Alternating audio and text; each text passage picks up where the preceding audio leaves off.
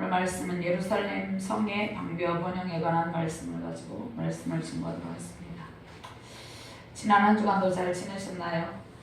눈부신 햇살이 비추이는 아름다운 계절 5월입니다. 계절의 왕인 5월의 기쁨, 그러한 기쁨을 누리시며 승리하시기를 주님의 이름으로 축원합니다. 우리의 삶에 많은 아픔이 있을지라도, 눈물이 있을지라도 하나님께서는 저와 여러분들의 삶을 5월에 피는 화려한 꽃과 같이 아름답게 만들어 가고 계십니다. 느헤미야는 기도의 사람으로 기도로 시작하고 또 기도로 마치는 그러한 탁월한 지도자였는데, 느헤미야가 기도의 사람으로 황폐한 성읍 예루살렘을 52일 만에 재건하여서 완성의 기쁨을 누립니다. 그러나 완성의 기쁨에 머물러 있지 아니하고 성읍을 더욱더 견고하고 아름답게 세우기 위해서 예루살렘 성읍을 관리할 지도자들을 세웁니다. 우리 1절 말씀해 보니까 문지기와 노래하는 자들과 레위 사람들을 세우니 이렇게 말씀을 하고 있습니다. 우리는 하나님께서 택한 백성으로서 하나님의 자녀로 태어나서 이제 성벽을 재건하고 완성의 기쁨을 누리고 있습니다. 5월에 피는 화려한 꽃들처럼 하나님의 영광의 빛을 저와 여러분들을 통해서 반사하고 있다는 것입니다. 우리의 슬픔이 변화해서, 근심이 변화해서, 탄식이 변화해서 하나님의 영광을, 위대하심을 찬양하는 삶을 살고 있습니다. 온 우주 만물 가운데 충만하시고 전능하신 하나님께서 우리의 성벽을 견고하게 쌓으시고 새 예루살렘의 기쁨과 회복으로 이끄십니다. 잃어버린 성으로 다시 돌아온 저와 여러분들이 이제 하나님의 성읍을 견고하게 지키고 하나님 나라의 왕성함을 누리시기를 소망합니다. 흩어졌던 주의 택한 백성들이 새 예루살렘을 새롭게 재건하고 이제 재건된 성읍으로 돌아와서 5월의 꽃들과 같이 아름다움과 풍요로움으로 세우는데, 저 여러분들이 이제 주님 품으로 돌아왔는데 새로운 성전, 이 성벽, 완성된 성벽 안에서, 성 안에서 5월의 꽃들과 같이 아름다움과 풍요로움으로 채워주시기를 바랍니다. 오늘 7장은 느헤미야의 3차 포로 기환 이후에 예루살렘 성벽 재건 역사를 기록한 1장에서 7장까지를 마무리하는 그런 마무리 부분입니다. 지난주에는 성벽 재건을 52일 만에 완성한 그 완성의 기쁨에 대해서 말씀을 증거했는데요. 이제 느헤미야는 성벽 완성을 하고 나서 낙성식을 먼저 하지 아니하고 낙성식을 하기 전에 예루살렘 성읍을 관리할 책임질 지도자를 세우고, 예루살렘 성 안에 아직 사람들이 많이 살고 있지 않았어요. 그래서 예루살렘 성 안에 이주할 그러한 이주 계획을 세우고 1차 포로 귀환자들의 인구 조사 결과를 기록을 합니다. 이제 탁월한 지도자 느헤미야는 예루살렘 성읍을 견고하게 하고 신정 국가의 면모를 갖추기 위해서 먼저 인구 재정착 계획을 세웁니다. 이스라엘 백성들이 3차에 걸쳐서 바벨론 왕 느부갓네살에 의해서 바벨론의 포로로 끌려갔습니다. 1차, 2차, 3차에 걸쳐서 끌려갔는데, 1차는 남유다 여호와김 때 다니엘과 많은 귀족들이 1차로 포로로 끌려갔어요. 2차 때는 여호와김 때 왕과 많은 기술자들이 끌려가고, 3차 포로로 끌려갈 때는 마지막 왕 시드기야가 끌려가게 되었어요. 비참한 상황을 하고 끌려가게 됐는데, 그 다음에 예루살렘 성은 완전히 회파되고 성전의 성물들이 약탈되고 많은 왕족과 귀족들과 학자, 지식층이 다 끌려가고, 예루살렘 성에는 이제 미천한 신분의 사람들만이 남아있게 되었습니다. 그런데 오늘 말씀에 보면 이제 예루살렘 3차, 느헤미야 3차 포로 기환 때 느헤미야서 3차 포로 기환이 느헤미야에서 이루어지는데, 1차 포로 기환은 스룹바벨 때 이루어졌어요. 이때 성전 재건이 시작되는데 완성되지 못하고 2차 포로 기환 학사 에스라에서 이루어지는데, 그때 신앙 부흥과 개혁운동이 일어납니다. 3차 부르기와는 느헤미야에서 이루어지고 느헤미야가 이제 파괴된 예루살렘 그 성읍에 돌아와서 성곽을 재건을 합니다. 성벽을 완성하고 느헤미야가 첫 번째 우리 1절에서 4절 말씀해 보면 한 일은 성읍을 관리할 신실한 책임자들을 세웁니다. 두 번째로 신실한 책임자들을 세우고 예루살렘 성 안에 있는 그 주민들을 나누어서 세워서 교대로 성문을 지키게 합니다. 오늘은 4절까지만 말씀을 증거하도록 하겠는데 5절에서 73절까지는 이제 예루살렘 성읍에 거주할 백성들을 파악하기 위해서 이스라엘 백성들을 대상으로 인구조사를 실시합니다. 제1차 포로 귀환자들의 계보를 소개하는데 제1차 포로 귀환자들은 100여 년 전에 포로 가운데서 돌아온 자들입니다. 이 인구조사를 바탕으로 해서 재정착하게 된 상황이 11장에 기록이 되어 있습니다. 그럼 느헤미야가 먼저 인구조사를 실시한 까닭이 무엇입니까?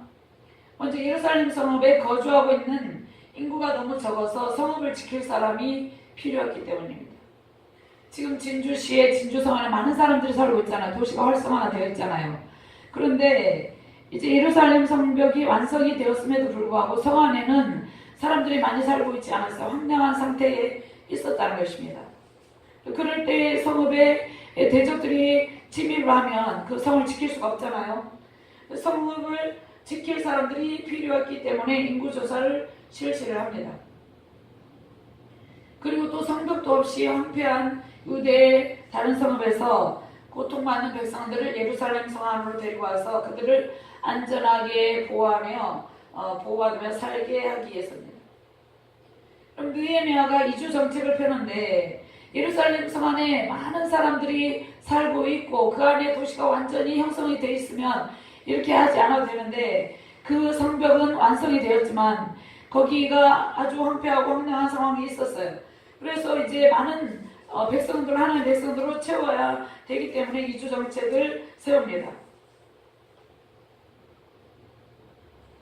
이제 이주 정책은 이스라엘 백성들을 대적하는 이방 세력들로부터 또 예루살렘 성이 수도로서의 그 역할을 제대로 감당하기 위해서 또 이 이주 정책을 펼칩니다. 이스라엘 나라는 하나님께서 통치하시는 신정국가잖아요. 신정국가의 면모를 갖추려고 이러한 이주 정책을 느헤미야가 세웁니다. 그러면 느헤미야가 2차 기환도 있고 3차 기환도 있잖아요. 그럼 2차 기환 때 온 사람들이 더 파악하기가 쉽고 3차 기환 때 온 사람들이 더 파악하기가 쉬워요. 그런데 100여 년 전에 기환한 1차 포로 기환의 인구조사를 바탕으로 합니다. 2차, 3차 기환자들은 예루살렘 주변에 거주하고 있어서 그들의 계보를 쉽게 파악할 수 있었어요. 100여 년 전에 기환한 1차 포로자들은 이제 유대 지역 여러 곳에 분산해 살고 있었기 때문에 철저한 인구조사가 필요했다는 것입니다. 우리나라는 일제 36년 동안 고통을 받고 있었잖아요. 그때 이제 또 일본에서 흩어지기도 하고 끌려가기도 했지만 이스라엘은 70년 동안이나 이제 포로로 끌려가서 살았습니다.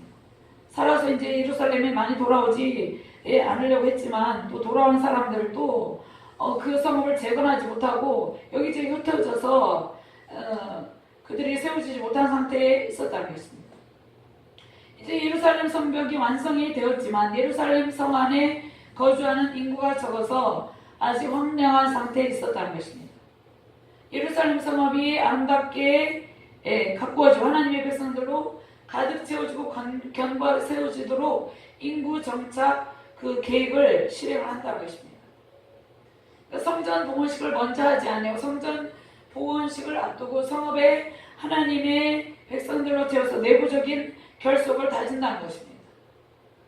교회를 세울 때도 마찬가지잖아요. 교회를 이제 세우는데 교회 안에 필요한 것들이 많이 있잖아요. 의자도 있고 뭐 여러 가지 것들을 다 이렇게 채워야 되잖아요. 여러 가지 교회 안에 필요한 성물들을 채우고 또 성전 그 봉헌식을 하잖아요.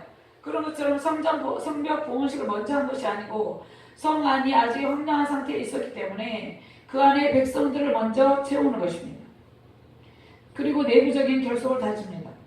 외부의 공격에도 철저하게 방어태세를 구축하는데 구원받는 하나님의 백성들이 모여서 이제 내부적인 결속력을 강화하고 있다는 것입니다.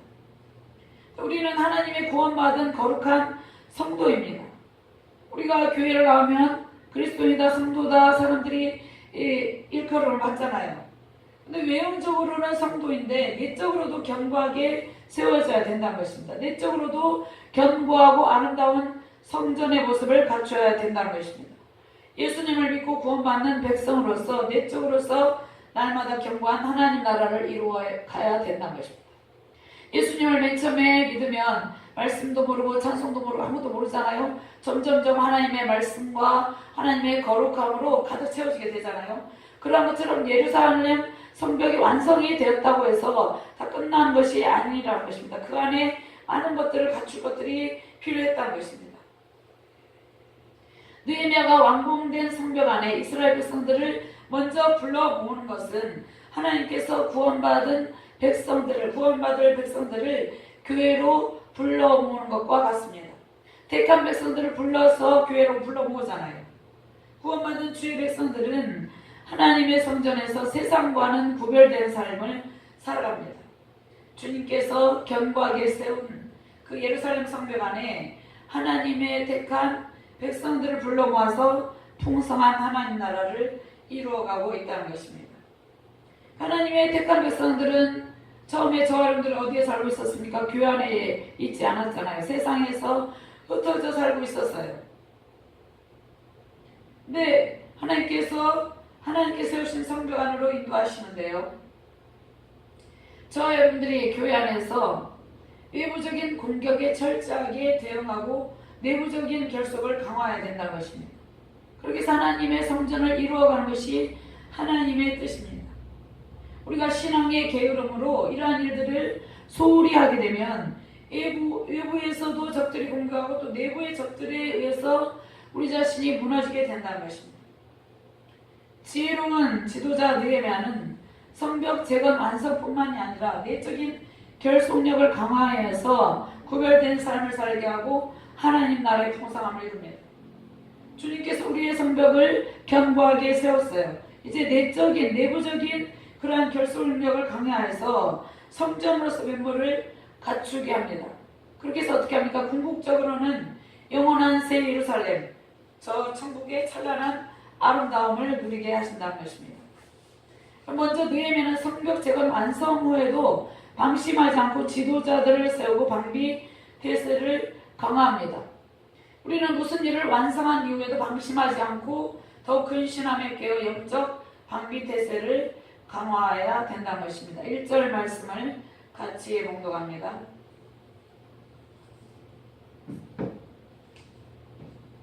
성벽이 건축됨에 문짝을 달고 움직이와 노래하는 자들과 옛 사람들을 세운 후에 느헤미야는 온갖 대적들의 극심한 방해를 다 이기고 성벽 재건 공사를 시작해서 52일 만에 완성했습니다. 그런데 완성 이후에도 방심하지 아니하고 여전히 대적들에 대해서 방어 태세를 강화합니다. 언제 있을지 모르는 기습 공격에 대비해서 철저하게 성읍을 관리하고 그 예루살렘 성을 관리할 지도자들을 세웁니다. 2사람을 세우는데요. 만일의 사태에 대비하여서 영적 방어벽을 강화합니다. 느헤미야가 성공적인 성벽 재건을 완성했는데 그것에 머무르지 않고 자만하지 않고 경계태세를 더욱더 강화한다는 것입니다. 어리석은 사람들은 어떻게 합니까? 힘들게 성취한 일들에 대해서 자화자찬하면서 자만에 빠지게 된다는 것입니다. 방심하여서 적들에게 틈을 줍니다. 그러면 대적들은 그 틈을 공격하는 것입니다. 우리가 성교하는 일들은 모두 하나님의 도우심으로 인한 것입니다. 그러므로 우리가 자랑할 것도 우쭐할 것도 없다는 것입니다. 모든 우리가 이루려는 그런 성취의 결과, 성공의 결과는 하나님의 능력으로 된 것이기 때문입니다. 우리는 우리가 어떤 일을 할 때 완성하고 기대 이상의 성공적인 결과가 있어도 자만과 자기도취에 빠지면 안 되는 것입니다. 늘 경계 태세를 강화하고 말씀과 기도에 깨어 있어야 된다는 것입니다. 우리는 오직 하나님 나라에 이를 때까지 표대를 붙잡고 부르심에 합당한 삶을 살아가야 된다는 것입니다. 우리가 주님의 일을 할 때 어떠한 일들을 성취할 때가 많이 있어요. 그럴 때 더욱더 하나님의 표대를 붙잡고 더욱더 하나님의 말씀 안에서 경계태세를 늦추지 않고 있어야 된다는 것입니다. 빌립보서 3장 12절에서 14절 말씀을 한번 찾아보도록 하겠습니다.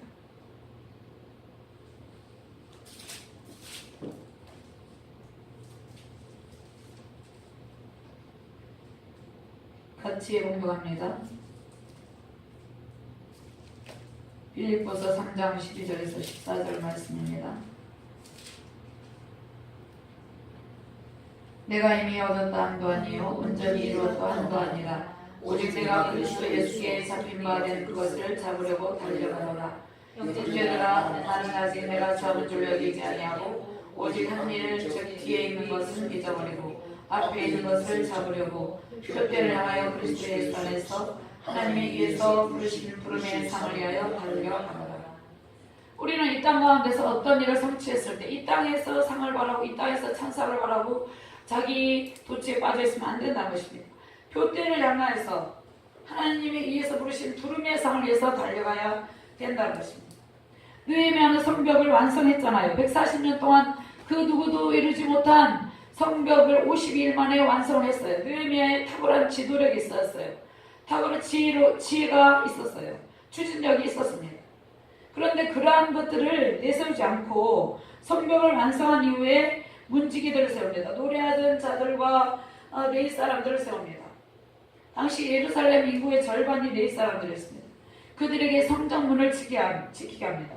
제사하는 제사장들을 돕고 또 성을 방어하는 일에도 세운다는 것입니다. 자, 아파트를 보면 아파트 입구에 보면 관리하시는 분이 계셔요. 그래서 우리가 전도를 하러 갈 때 제가 부산에서 어떤 아파트를 가서 전도를 하는데 입구에서 들어가지 못했어요. 그 이렇게 전도할 때도 마찬가지고 또 그 관리하시는 분이 계셔가지고 외부의 사람들을 분별해서 차단하기도 하고 들여보내기도 한다는 것입니다. 교회에서도 마찬가지죠. 교회에서도 성전문에서 안내하며 성도들을 맞이하기도 하고 또 외부의 이상한 세력들이 들어오지 못하도록 방어합니다. 교회 안에 외부적인 이단 사설들과 영적인 공격적인 그러한 세력이 침투하지 못하도록 우리가 방어태세를 갖추고 있는데요. 우리는 늘 기도와 말씀에 깨어서 성전문을 지켜야 된다는 것입니다. 그런데 성전문이라는 것은 우리 자신의 성전이잖아요. 우리 자신이 거룩한 성전이기 때문에 우리 자신의 성전문을 지키는 것이 더욱더 중요합니다. 먼저 그렇게 하고 난 뒤에 우리 교회 공동체 일원으로서 또 교회 안에 안 좋은 세력들이 들어오지 못하도록 기도와 말씀에 깨어 있어서 그런 것들을 방어를 해야 되는데 우리는 외부적인 악한 환경으로 인해서 우리 마음속에 나쁜 생각들이 들어오지 않도록 마음의 문을 지키고 거룩을 유지해야 된다는 것입니다. 우리가 세상에서 살아갈 때 인터넷도 검색을 하면서 여러 가지 우리가 자료들을 검색하고 하잖아요. 그럴 때 좋지 않은 그런 화면들이 있잖아요. 좋지 않은 신문이나 잡지 등을 통해서 더럽고 추악한 것들이 들어오지 않도록 경계태세를 강화해야 된다는 것입니다. 심령에 그런 것들이 들어오지 않도록 하려면 우리의 심령에 무엇으로 채워야 됩니까? 하나님의 능력과 사랑으로 채워야 됩니다. 하나님의 은혜로 채우고 하나님의 말씀과 기도와 찬양으로 가득 채워야 된다는 것입니다. 느헤미야는 예루살렘 성벽을 재건하고 그 성 안에 악한 세력이 침투하지 못하도록 철저하게 지킵니다. 하나님께 세우신 성 안에서 거룩한 예배를 드리고 예배자들을 부르고 그들을 세워가고 있다는 것입니다. 우리 주님의 핏값으로 세우신 우리 준활기 교회도 하나님의 뜻 가운데서 더욱더 견고하게 세워지기를 소망합니다. 세상에 인본주의가 있습니다. 만몬주의가 있습니다. 세속주의가 있습니다. 불신앙의 세력들이 침투하지 않도록 성전문을 철저하게 지키시는 저와 여러분들 되시길 바랍니다. 저와 여러분들 가운데 말씀과 기도가 살아있어야 되고 성령의 강력한 임재와 예배 감동이 넘쳐야 된다는 것입니다. 이러한 말씀과 기도에 깨어있고 성령의 강력한 임재와 예배 감동의 물결이 넘치는 저와 여러분 되시기를 주님의 이름으로 축원합니다. 두 번째로 느헤미야는 예루살렘을 다스리는 충성된 일꾼들을 세웁니다. 하나님을 경외한 뛰어난 자들을 세웁니다. 자, 우리가 맡은 바 작은 일에 충성하며 하나님을 경외할 때 하나님 나라에 크게 쓰임받는 일꾼들로 세워져 간다는 것입니다. 2절 말씀을 함께 봉독하도록 하겠습니다. 내 아우 하나님과 영문에 관한 하나냐가 함께 예루살렘을 다스리게 하였는데 하나냐는 충성스러운 사람이요 하나님을 경외함이 무리 중에서 뛰어난 자라. 느헤미야는 예루살렘 성을 다스릴 일꾼을 세우는데 먼저 하나님께 충성하는 신앙의 태도를 봅니다. 그 신앙의 인품을 보고 세운다는 것입니다. 하나님은 느헤미야의 동생입니다. 동생인데 그가 느헤미야와 같이 하나님을 경외하며 신실하게 하나님께 충성된 그러한 하나님의 사람이었어요. 느헤미야가 페르시아 수상궁에 있을 때 유다와 예루살렘 사람들의 환난과 그들이 당한 괴로움을 알립니다.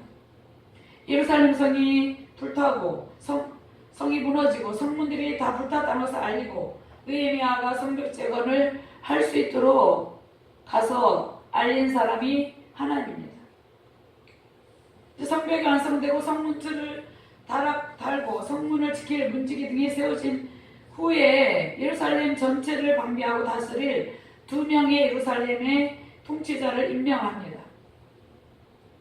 진주로 말하면 진주시장과 같이 이렇게 그 성읍 전체를 방비하고 다스릴 2명의 예루살렘 통치자를 임명하는데 하나님은 느헤미야 친동생이죠. 페르시아 왕실에서 술 맡은 관으로 있던 느헤미야에게 그 예루살렘의 참담한 그런 상황을 알리기 위해서 수상문까지 1600km나 되는 먼 길을 마다하지 않고 달려갔습니다.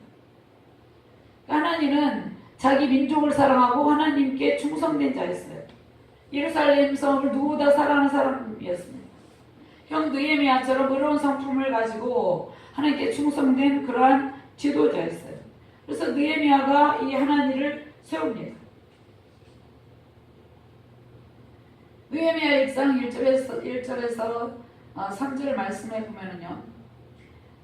하갈의 아들 느헤미야의 말이라. 아닥사스다 왕 제20년 기슬로월에 내가 수상궁에 있는데 내 형제들 가운데 하나인 하나니가 두어 사람과 함께 유다에서 내게 이르렀기로 내가 그 사로잡힘을 면하고 남아있는 유다와 예루살렘 사람들의 형편을 물은즉 그들이 내게 이르되 사로잡힘을 면하고 남아있는 자들이 그 지방 거기에서 큰 환난을 당하고 능력을 받으며 예루살렘 성은 허물어지고 성문들은 불탔다 하니라. 그러니까 예루살렘 성벽 재건을 할 수 있도록 큰 공헌을 한 사람이 하나님입니다. 그 다음에 느헤미야가 하나냐를 세우는데요. 하나냐는 영문의 관원이다 이렇게 말씀하고 있습니다. 영문은 성문 북쪽에 위치한 요새 망대를 가리킵니다. 성전을 보호하는 가장 중요한 부분인데요. 이 하나냐가 영문의 관원으로 영문을 관리하는 파수꾼들의 총책임자로 추정이 되는데요. 느헤미야는 하나냐를 세우고 동생 하나니와 함께 공동으로 또 반반씩 다스리거나 또 공동으로 관리하도록 책임자로 세웁니다. 그럼 느헤미야가 하나냐를 동생 하나니와 함께 예루살렘 다스릴 지도자로 세우는데 여기에서 하나냐는 어떠한 사람이라고 그랬습니까? 충성스러운 사람이요 하나님을 경외함이 무리 중에서 뛰어난 사람이다 이렇게 말씀하고 있습니다. 그가 하나님께 충성하고 하나님을 경외함이 무리 중에서 뛰어났기 때문에 느헤미야가 이 하나냐를 세웁니다. 그러니까 느헤미야가 하나냐를 세운 것은 하나님께 대한 신앙과 충성됨을 보고 세우는데 그 충성된 신앙 인격을 보고 사람을 세웁니다. 지도자를 세웁니다. 하나님께 충성하는 사람은 어떻게 합니까? 하나님의 백성들도 사랑하고 아낀다는 것입니다. 하나님께 충성하지 아니한 사람들은 하나님의 백성들에게도 함부로 하죠. 그래서 느헤미야는 예루살렘 성 안에 이제 이주할 많은 백성들이 있잖아요. 그리고 아직 살고 있는 백성들을 잘 다스릴, 사랑으로 다스릴 그러한 지도자를 세우기 위해서 먼저 하나님께 얼마나 충성한가 그것을 보고 하나냐를 세웠다는 것입니다. 그럼 하나님께 충성한다는 것은 무엇입니까? 저와 여러분들 하나님께 충성할 수 있는 것은 하나님께 대한 지식이 풍부해야 된다는 것입니다. 하나님의 말씀형으로 가득 차야 된다는 것입니다. 그리고 하나님께 대한 지식으로 풍부하게 될 때 하나님께 대해서 헌신하고자 하는 마음이 우러나오게 된다는 것입니다. 우리가 교회 처음에 나와서 하나님의 말씀을 읽고 점점 하나님의 말씀과 기도를 통해서 하나님의 뜻을 알게 된다는 것입니다. 하나님의 말씀으로 채워질 때 하나님께 충성하고 싶고 헌신하고 싶은 마음이 불릴듯 일어나게 된다는 것입니다. 우리는 하나님을 아는 지식이 풍성한 만큼 충성하게 된다는 것입니다. 느헤미야가 사람을 세울 때 그의 권력을 보고 세우지 않았습니다. 그의 명예나 그가 가진 재력을 보고 세우지 않았다는 것입니다. 하나님께 충성함과 경외함을 지도자로 세우는 기준으로 삼았다는 것입니다. 하나님께 충성하고 경외하는 사람은 사람에게도 충성하며 사람을 잘 섬기기 때문이라는 것입니다. 느헤미야는 하나님께 충성된 일꾼을 세우므로 예루살렘 성읍을 대적의 공격으로부터 잘 방비하고 다스리게 한다는 것입니다. 느헤미야가 하나님께 충성되며 하나님을 경외하는 사람을 고위 공직에 세우는데요. 하나님을 경외하며 올바른 신앙을 지닌 사람만이 하나님의 백성들을 사랑하고 또 공의와 사랑으로 대할 수 있기 때문입니다. 오늘날 이러한 하나니와 하나냐와 같은 지도자가 많이 필요합니다. 그런데 하나님을 경외하는 지도자 밑에 하나님을 경외하는 신실한 백성들이 세워지게 된다는 것입니다. 느헤미야가 하나님을 먼저 자신이 본을 보였잖아요. 하나님을 신실하게 섬기며 충성하는 본을 보였잖아요. 그 탁월한 지도자 밑에 하나님을 충성하는 탁월한 일꾼들이 세워지게 된다는 것입니다. 그럼 어떻게 해야 되겠습니까? 저와 여러분들이 먼저 하나님께 충성하고 하나님을 경외하는 올바른 태도로 믿음을 지킬 때 하나님께서 저와 여러분들 일꾼으로 세우시고 사용하고 또 우리를 보고 또 다른 사람들이 충성된 일꾼으로 세워지게 된다는 것입니다. 하나님의 백성들을 하나님을 경외하는 거룩한 공동체로 세우시는 것이 하나님의 뜻입니다. 그럼 예루살렘 성벽이 이제 견고하게 세워졌는데 그 안에 하나님의 거룩한 백성들로 가득 채워지는 것이 하나님의 뜻입니다. 그럼 주날개의 교회가 세워졌잖아요. 그럼 주날개의 교회 가운데 이 세상에 흩어진 하나님을 아직 모르는 하나님 택한 백성들을 불러 모아서 거룩한 하나님의 자녀들로 가득 채워지는 것이 하나님의 뜻이라는 것입니다. 외적으로 볼 때 주날개 교회 십자가 있고 세워졌잖아요. 그때 이 안에 하나님의 택한 백성들로 가득 채워져서 하나님의 거룩한 나라를 이루어가는 것이 하나님의 뜻이라는 것입니다. 며칠 전에 어떤 권사님이랑 통화를 했는데요. 권사님이 저에게 이렇게 말씀을 했어요. 저희 주날개 교회에 너무나 성도들이 이렇게 택한 백성들이 많이 와서 이제 앉을 자리가 없으니까 더 이상 들어오지 마세요 할 정도로 가득 차고 넘치게 될 것이다. 이러한 말씀을 하셨어요.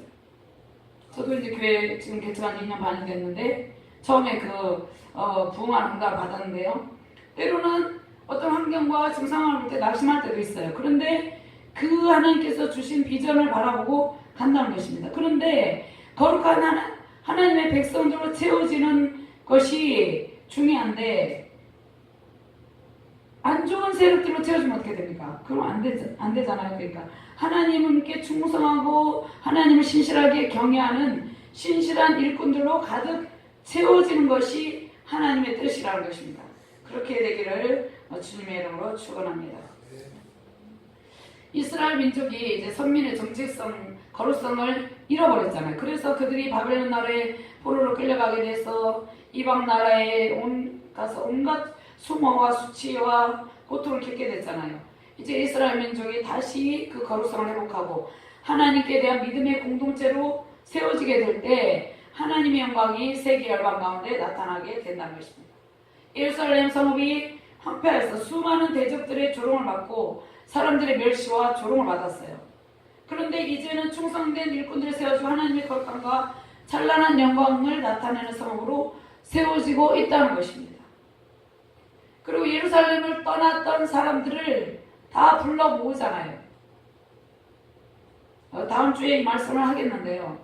떠났던 사람들이 다시금 다 돌아오게 하신다는 것입니다. 그 일꾼들로 채워지게 하신다는 것입니다. 오늘 이 일을 느헤미야가 지금 이 계획을 세우고 하고 있다는 것입니다. 이제는 대적들의 조롱을 받던 황폐했던 예루살렘 성벽이 다시 재건되고 그 안에 거룩한 하나님의 백성들로 가득 채워져서 하나님의 거룩함과 찬란한 영광을 나타내는 성읍으로 지금 세워지고 있다는 것입니다.